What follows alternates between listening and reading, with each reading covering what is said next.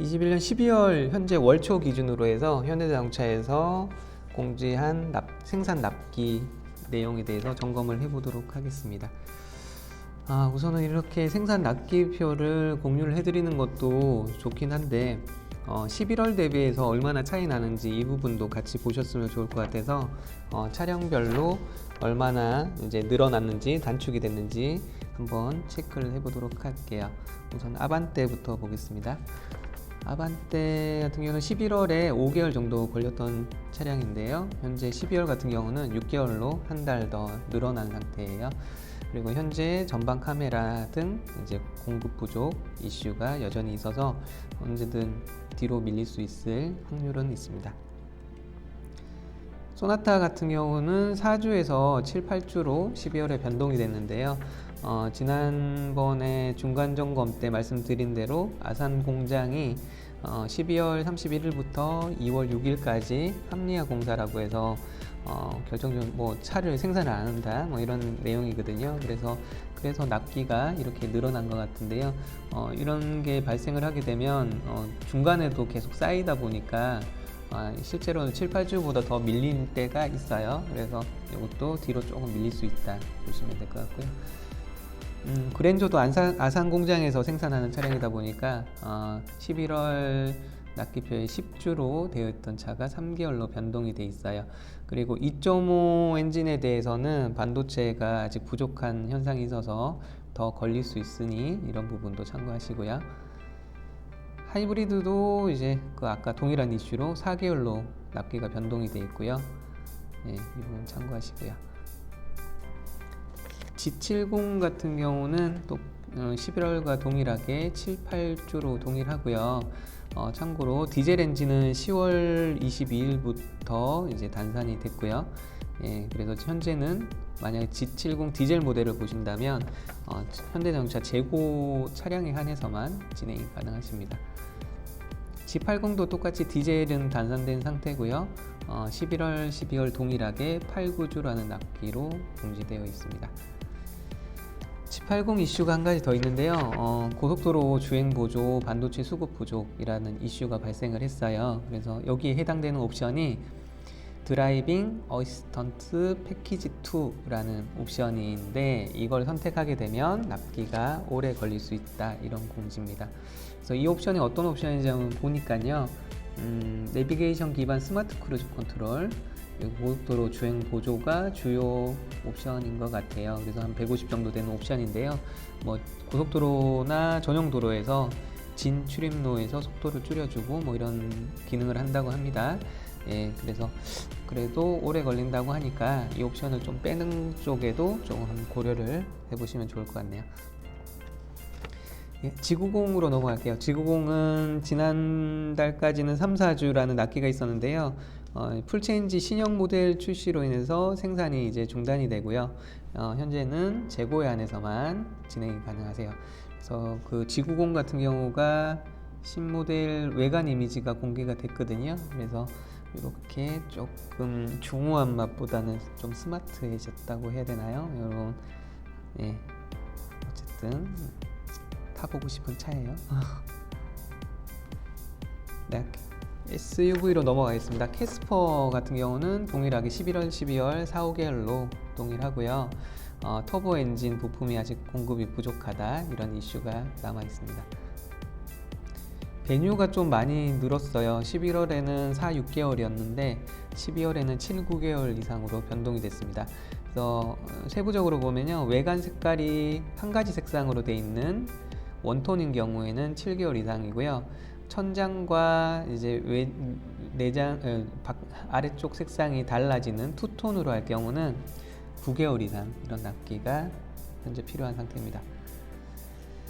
코나는 3개월, 4개월 동일한 납기고요. 이런 반도체 부족이라는 이슈는 항상 따라다니네요. 코나 하이브리드도 동일하게 11월, 12월 동일하게 6, 7개월 걸리고요. 전방 카메라가 반도체가 부족하다고 합니다. 산타페로 넘어가면요. 산타페 가솔린은 4, 5개월 걸렸던 차가 12월에는 3, 4개월로 웬으로 단축이 됐고요. 디젤은 동일하게 4, 5개월 정도 걸린다 이런 거고요.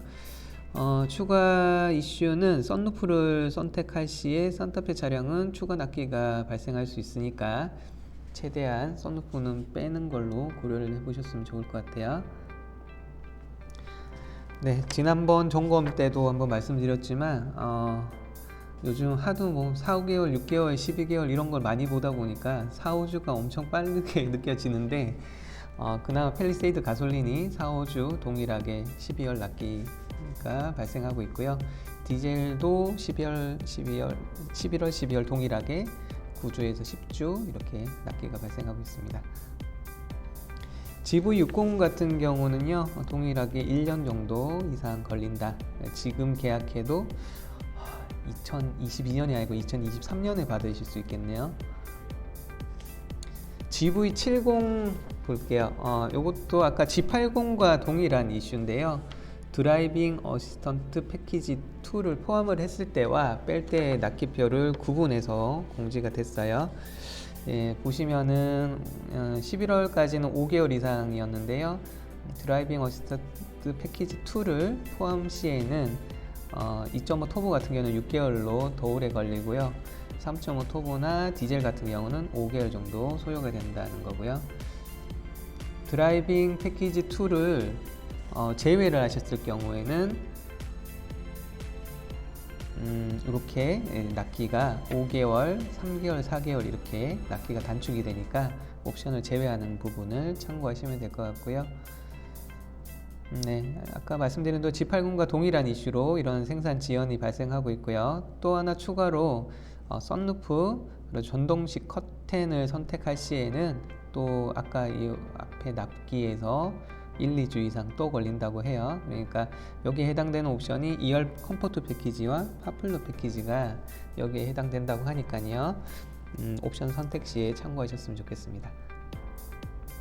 G80도 아까 G70과 동일한 이슈예요. 예, 그래서 그 드라이빙 패키지 2를 선택했을 때는 기존 11월 납기와 거의 유사하고요. 제외했을 때는 이렇게 1개월에서 많게는 3개월까지도 단축되는 상황입니다. 그래서 아까 G80, GV70과 같은 이슈로 썬루프, 전동식 커튼 선택 시 좀 더 오래 걸린다 참고하시고요.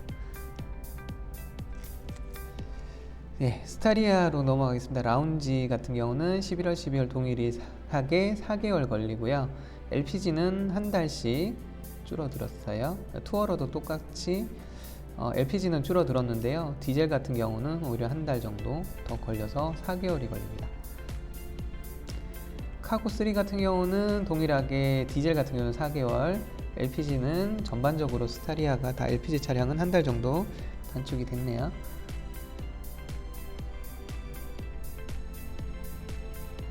네, 그리고 카고5 같은 경우는요, 디젤은 6개월, LPG는 동일하게 한 달 정도 단축된 상태입니다. 포토를 볼게요. 여기 슈퍼캡이라고 오타가 났네요. 네, 일단 11월, 12월 동일하게 일반 캡, 슈퍼캡은 8, 9개월에 걸리고요. 더블캡은 5, 6개월 정도 걸립니다. 여기서 참고로 화물차를 주로 많이 안 다뤄봤던 분들은 더블캡까지는 아시는데 슈퍼캡하고 일반 캡을 구분을 잘 못하시는 분도 계시고, 초장축 슈퍼캡 뭐 이런 것도 있고, 초장축 일반 캡도 있고, 장축, 초장축 뭐 여러 가지 단어들이 있잖아요. 그래 그런 부분은 간단하게 한번 비교를 한번 해봐 드릴게요. 크게 뭐 특장차를 제외하고요, 일반적으로 많이 다니는 차가 요 세 가지 종류가 있는데요. 가장 많은 차량이 요 차량이에요. 이 차량은 초장축 슈퍼캡이에요.